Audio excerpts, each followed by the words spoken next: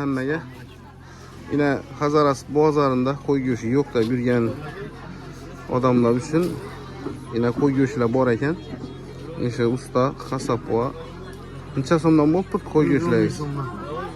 110 ming. Yosh qo'chqor qo'zilar xizmatdamiz. Uyingizdan kerak bo'lsa barabar olasiz. Baqib turar. Nomerlaringizni aytib o'ting. Nomerlaringizni. 93lik 747 0562. Mo'ljal. Hazaras.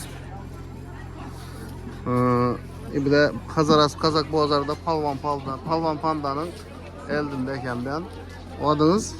Adımdır Murat. Mo'ljal Hazarasov. Hazaras bozorı. Yo'q, Mo'ljal neda? Uy aç kerakmi? Uyingizda mı aytding? Bir amaçsanız Ben bo'ladi. gibi berdi de mahallesinde. Hesap. Kelaverasizlar. Nomeri qo'yildi. Telefon kelaverasizlar.